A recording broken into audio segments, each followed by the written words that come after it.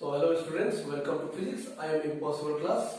So in today's lecture we will discuss the bending moment and expression for bending moment, जो कि बहुत बार exam में पूछा जाता है बेंडिंग मूवमेंट और उसका एक्सप्रेशन फॉर बेंडिंग मूवमेंट। इस वीडियो को देखने से पहले आप मेरे previous video beam, neutral surface, neutral axis और प्लेन ऑफ बेंडिंग को जरूर देखिएगा।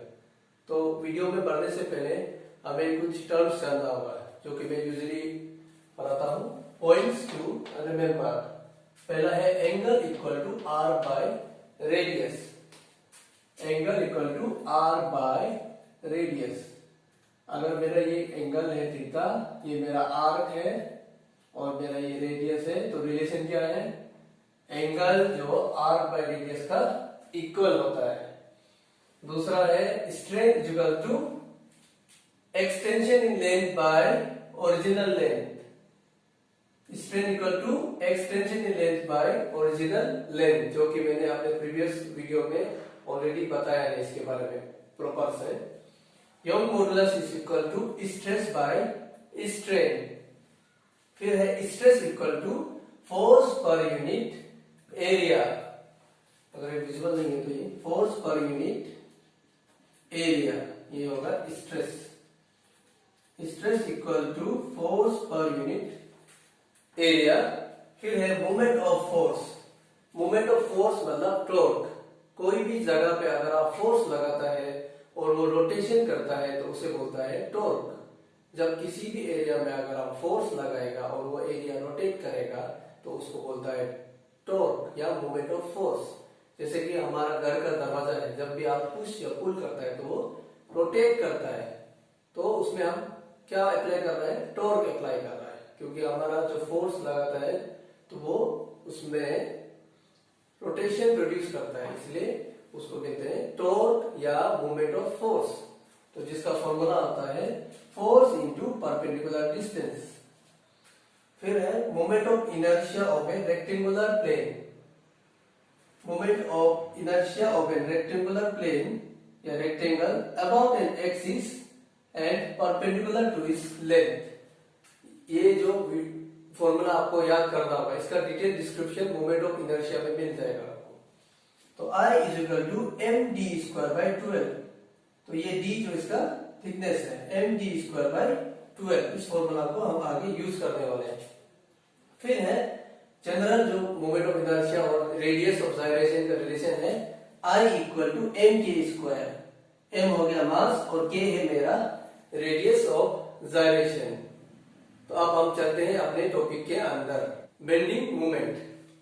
Bending movement it is defined as the sum of movements of all forces arising in a beam. तो जो बीम में जो टोटल मूवमेंट ऑफ फोर्स होता है उसी को बोलता है बेंडिंग मूवमेंट। तो जब भी किसी बीम को आप बेंड करता है तो उसमें फोर्स प्रोड्यूस होता है, जो ओरिजिनल फोर्स जगह पे जाना जाता है। लेकिन यहाँ पे क्या हो रहा है? अगर ऐसा जाएगा तो ये कुछ इस प्रकार से थोड़ा सा उसको जितना बेंड किया था रोटेशन वाला उतना ही रोटेट करना पड़ेगा वापस में, इसलिए आप बोलता है मूवमेंट्स। जब भी आप फोर्स लगाता है और किसी चीज में थोड़ा सा रोटेशन या बेंडिंग होता है तो उसको बोलता है मूवमेंट ऑफ फोर्स। और जो डायग्राम में आप दिया हुआ है ये 2D में डायग्राम है, क्योंकि हम लोग जो रेक्टेंगुलर बीम बनता है वो 3D होता है। फिर कंफ्यूज नहीं होना है, ये जैसे कि रेक्टेंगुलर बीम जो क्या होता है 3D होता है, लेकिन 3D में दिखाना अगर इसे दिखाएगा तो बहुत कॉम्प्लेक्स हो जाएगा। तो इसका फर्स्ट आगे वाला फेज से लेके हम पूरा इसका प्रॉपर्टीज को समझते हैं। तो ये रहा बेंडिंग मूवमेंट। अब हम निकालेगा इसका एक्सप्रेशन फॉर बेंडिंग मूवमेंट। तो क्या करेगा, हम जो एक बीम लेगा तो जैसे कि मैंने बोला था कि बीम का बीच में एक न्यूट्रल सरफेस होता है। न्यूट्रल सरफेस वो है जब उसको आप बेंडिंग करेगा वो ना स्ट्रेच होगा ना कंप्रेस होगा, उसमें कोई चेंजेस नहीं होता है, वही न्यूट्रल सरफेस है। तो मान लिया मेरा एम न्यूट्रल सरफेस है ये बीम का, तो ना ये जब अगर बेंडिंग भी कर देगा तो ना ये स्ट्रेच होगा ना कंप्रेस होगा। और इस बीम को हम कुछ इस प्रकार से बेंडिंग कर रहा है, ऐसा बेंडिंग कर देगा इस बीम को।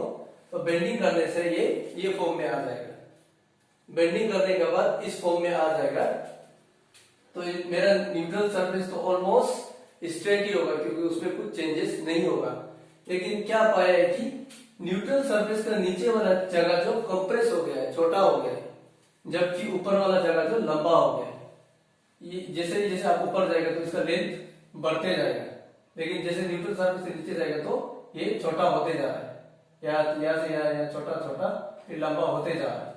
तो न्यूट्रल सरफेस का ऊपर एरिया जो इलोंगेटेड हो गया, जबकि नीचे वाला एरिया जो शॉर्टेन हो गया है।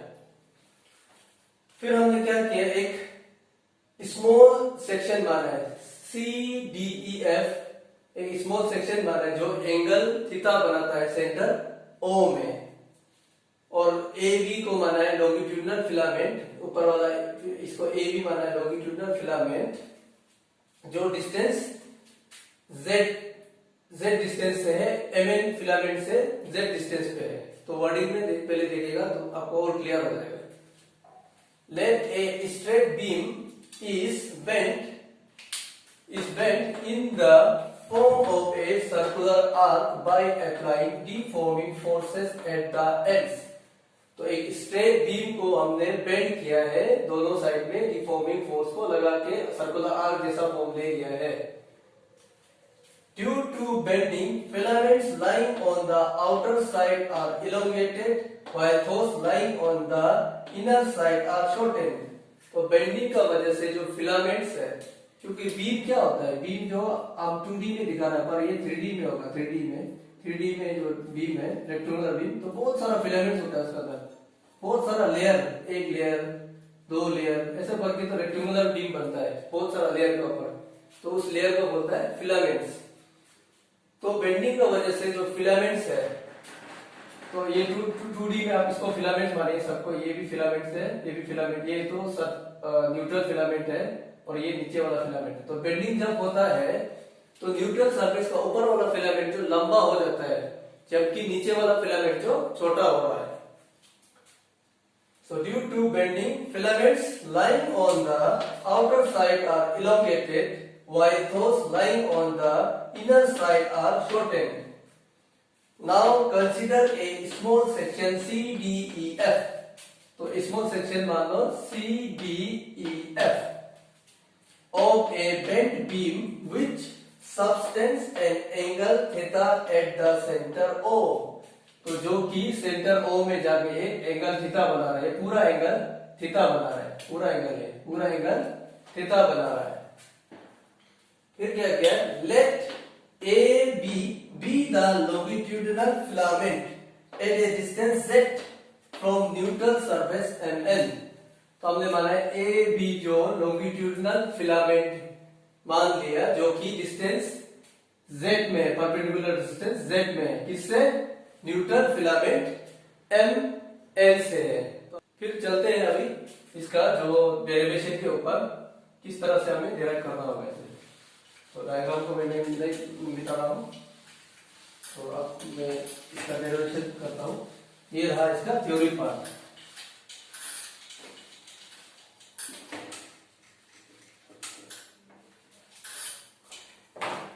तो आप मानेंगे हम, let capital R be the radius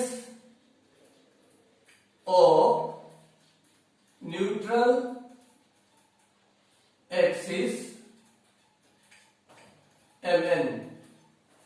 x जो वो एक्सिस जो न्यूट्रल सरफेस से पास होता है उसको बोलता है न्यूट्रल एक्सिस, तो उसको भी आप MN लिख सकता है।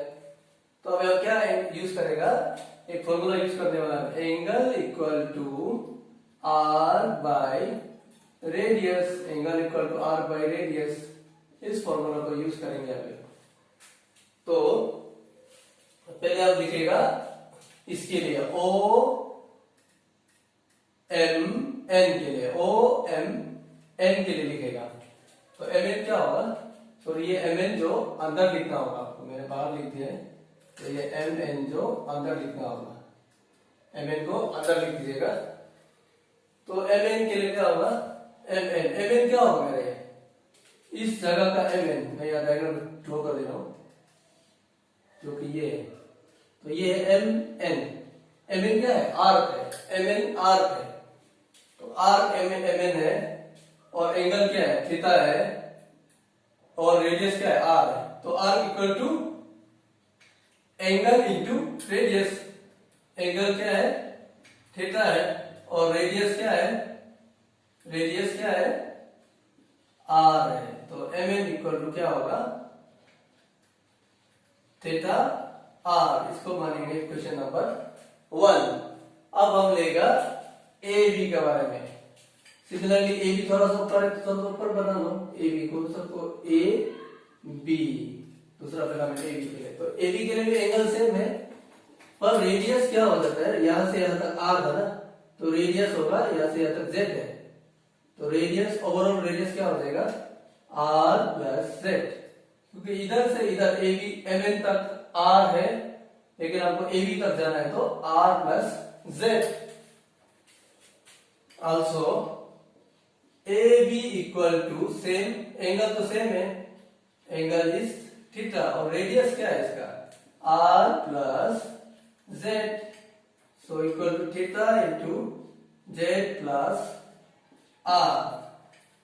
नाउ अगर हम एक्सटेंशन निकालेगा, एक्सटेंशन इन फिलामेंट कितना एक्सटेंड हुआ, एक्सटेंशन इन फिलामेंट, तो इसको करने से पहले आप देख लो ये ए बी जो पहले देखो, पहले अगर हम यहां से ए बी मानेगा, ये इधर से अगर आप ए बी मानेगा, इधर से आप एम एन मानेगा तो बराबर है, करने से पहले जो यहां में बराबर है, लेकिन जब बेंड हो गया तो ऊपर वाला जो थोड़ा और लंबा हो गया, बेंड होने का तो ऊपर वाला और लंबा हो गया, नीचे वाला छोटा रह गया। इधर में बिफोर बेंडिंग दोनों सेम है, बिफोर बेंडिंग क्या है A B equal to M N है, आफ्टर बेंडिंग क्या हो गया ए बी जो एम एन से थोड़ा लंबा हो गया, ए बी जो एम एन से थोड़ा लंबा हो गया, एलोंगेटेड हो गया बेंडिंग का वजह से। बिफोर बेंडिंग इक्वल है, आफ्टर बेंडिंग चेंज हो गया, तो एक्सटेंशन लेंथ कैसे लिखेगा लंबा वाला माइनस छोटा वाला, तो लंबा वाला क्या है मेरा, लंबा वाला है A B minus M N, कितना एक्सटेंशन होगा लंबा वाला माइनस छोटा वाला करेगा तो आपको पता चल जाएगा कि मेरा कितना एक्सटेंशन हुआ है। सो यहां से इक्वेशन डालेगा theta z plus r minus theta r, तो इसको खोल लो डिस्ट्रीब्यूटिव लॉ से, theta r minus theta r, तो ये दोनों कैंसिल आउट हो जाएगा, तो क्या बचा जेड थीटा, तो ये मेरा हो गया इक्वेशन नंबर 3, जेड थीटा हो गया इक्वेशन नंबर 3। अब हम करेगा, अब हम लिखेगा स्ट्रेन, क्योंकि हमने चेंज इन लेंथ भी निकाल लिया और ओरिजिनल लेंथ भी निकाल लिया है।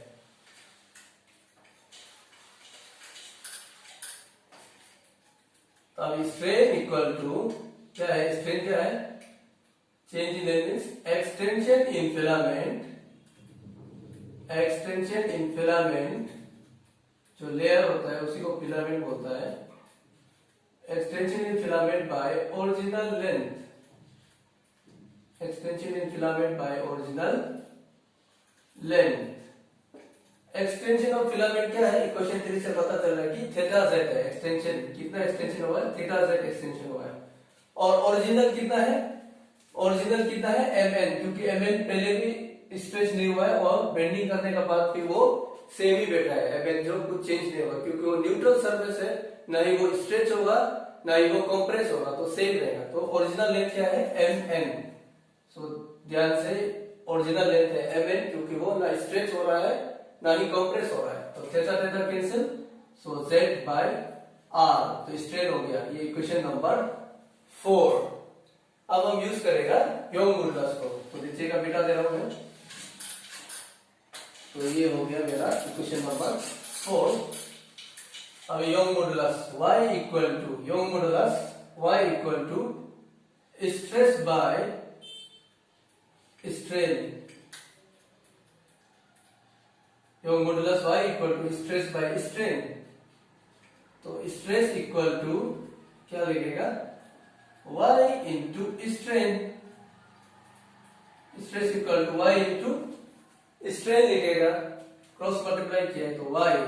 अब स्ट्रेन का वैल्यू यहां से डालेगा, स्ट्रेन का वैल्यू क्या है z बाय r, इसको मानेगा इक्वेशन नंबर 5। अब हम क्या करेगा, मोमेंट ऑफ इनर्शिया ढूंढने के लिए एक छोटा सा एरिया मानेगा, ए बी फिलामेंट का ऊपर एक छोटा सा एरिया मानेगा मोमेंट ऑफ इनर्शिया ढूंढने के लिए। तो क्या लिखेगा, to find moment of inertia, M dot I means moment of inertia of a couple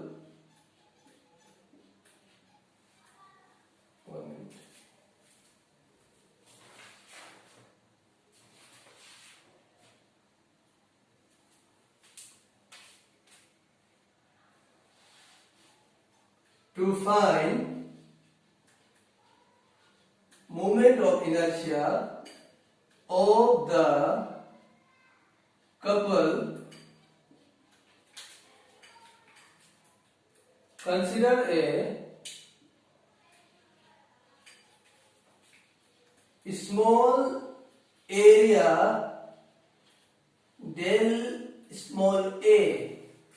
तो हम अब मोमेंट ऑफ इनर्शिया निकालेंगे, एक छोटा सा एरिया कंसीडर करेगा, डेल ए कपल में जो फोर्स लगा है दोनों साइड से फोर्स लगा है उसका मोमेंट ऑफ इनर्शिया, क्योंकि उससे फोर्स लगा तो क्या रोटेट हो रहा है ना, बेंडिंग मींस रोटेशन तो हो रहा है, तो उसको निकालने के लिए हम क्या करेगा, स्मॉल एरिया डेल ए बनेगा। अभी हम यूज करने वाला है फिर स्ट्रेस का फॉर्मूला। तो स्ट्रेस क्या है, जो कि मैंने पॉइंट्स टू रिमेंबर में लिखा दिया है, फोर्स बाय एरिया। तो force equal to stress into area, stress into area. तो फोर्स इक्वल टू स्ट्रेस क्या है, इक्वेशन 5 से मिल रहा है, स्ट्रेस क्या है इक्वेशन 5 में है y z by r, y z by r. Area क्या है, हम क्या एरिया माना है, छोटा सा एरिया डेल स्मॉल ए, इसको माना है हम एरिया। तो ये मिल गया आपको फोर्स। अब हम निकालेगा मूवमेंट ऑफ फोर्स, जिसको बोलता है टॉर्क, कितना बेंडिंग हो रहा है। तो इसको मिटा दे रहा हूं, अभी लिखिएगा मूवमेंट ऑफ फोर्स, क्योंकि आपको बेंडिंग मूवमेंट क्या था, sum of movements of force. तो पहले आपको मूवमेंट ऑफ फोर्स निकालेगा, फिर sum of movement of force निकालेगा। मोमेंट ऑफ फोर्स क्या है, formula force into perpendicular distance.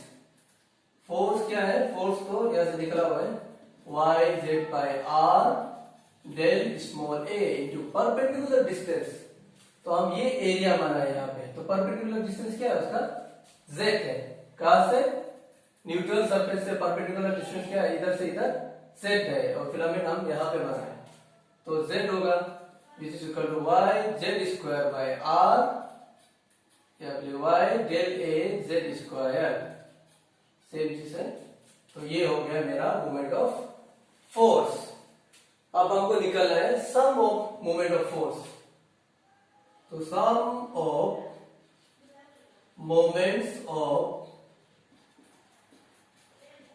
Force is called, आप जानते हैं कि उसको क्या बोलता है, बेंडिंग मूवमेंट। और आप किसका एक्सप्रेशन निकालना चाहता था, बेंडिंग मूवमेंट का एक्सप्रेशन निकालना चाहता है, तो बेंडिंग मूवमेंट।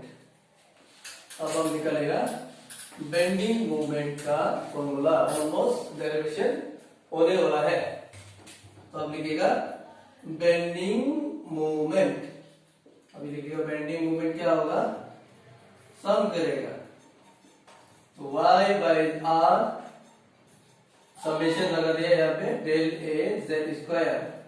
तो ये जो फिक्स क्वांटिटी है, y मॉडुलस भी फिक्स है, रेडियस भी फिक्स होता है, तो इसको समेशन नहीं करेगा, इधर लगाएगा summation del a z square which is equal to y by capital R। ये होगा डेल ए का समेशन, छोटा छोटा एरिया को अगर आप समेशन करने से क्या होगा, एक बड़ा एरिया जो हम तो पूरा एरिया मिल जाएगा ए, तो a फिर z स्क्वायर, तो इसको बोलता है फिर से y बाय r, और जब ये समेशन करेगा तो ये z बन जाएगा k, radius of gyration. Radius of gyration perpendicular distance को ही बोलता है मोमेंट ऑफ इनर्शिया का टर्म में, तो ये होगा Ig। तो bending moment is equal to ये है मेरा YIG/R, और इस IG को बोलता है ज्योमेट्रिकल मूवमेंट ऑफ इनर्शिया, और ये शेप पे डिपेंड करता है। तो क्या लिखेगा, where IG is called,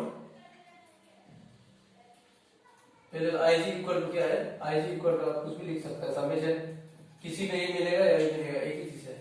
IG equal to AK square is called geometrical movement of inertia. IG को बोलता है ज्योमेट्रिकल मूवमेंट ऑफ इनर्शिया, और क्या पे डिपेंड करता है, and it depends on shape of the beam, shape of the beam, ये beam का शेप का ऊपर ही डिपेंड करता है। तो अगर आपको एग्जाम में पूछेगा कि derive the expression for bending moment, तो आप यहां तक लिखकर आएगा।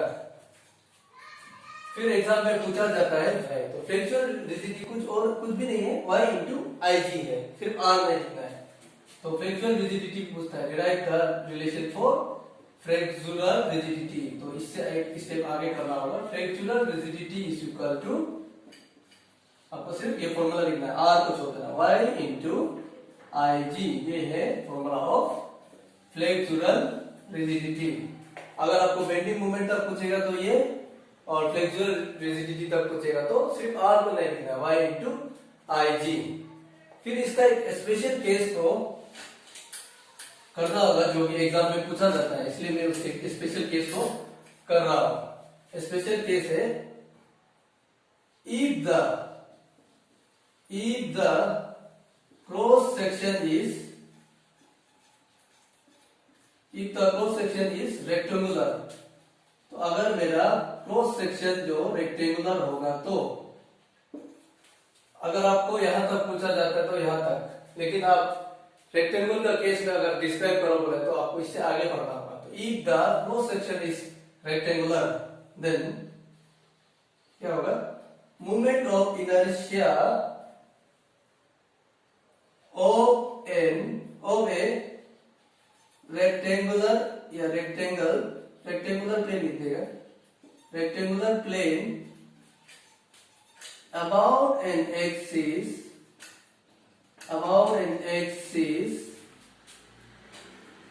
passing through जो सेंटर का जो पॉइंट होता है उसको बोलता है सेंटर ऑफ ग्रेविटी। तो passing through center of gravity and parallel to its length, तो it's parallel to its length, तो वो मोमेंट ऑफ इनर्शिया क्या होगा, IMN इज इक्वल टू होगा मेरा MD स्क्वायर बाय 12, और उसका एरिया क्या होगा, B जो उसका थिकनेस होगा यहाँ का, और D उसका लेंथ होगा, तो area is equal to length into breadth, BD।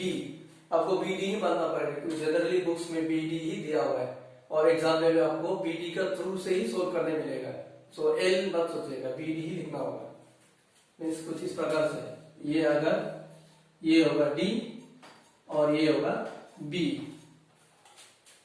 फिर हम जानते हैं कि I क्या होता है, I equal to MK square होता है, तो M यहाँ पे भी MD स्क्वायर बाय 12, तो MM कैंसिल आउट, तो K square equal to D square by 12, तो K हो गया D स्क्वायर बाय 12।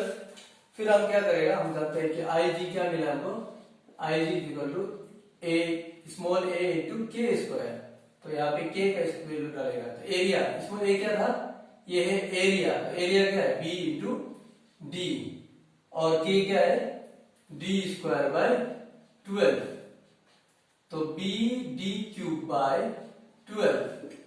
अब फाइनली हम क्या निकाल सकता है, bending moment of rectangular cross section area अगर होने से, तो बेंडिंग मोमेंट क्या निकाल सकता है, फॉर्मूला क्या था, y I G by r. Y और आर को तो ऐसे ही रखो एज इट इज, और आई जी का वैल्यू डालो तो क्या होगा, बी डी क्यू बाय 12। तो हमको मेरा फाइनल रिलेशन क्या मिल रहा है, bending moment is equal to, last में मैं आपको क्वेश्चन भी डाल दूंगा कि किस प्रकार का क्वेश्चन पूछा जाता है इसके रिगार्डिंग, तो वीडियो को पूरा देखिए, लास्ट में क्वेश्चन को भी, क्वेश्चन का भी फोटो आपको मिल जाएगा। तो B D Q Y by 12r, तो समटाइम्स यहां तक पूछा जाता है, तो क्वेश्चन पे डिपेंड करता है आपको कहां तक पूछा जाएगा।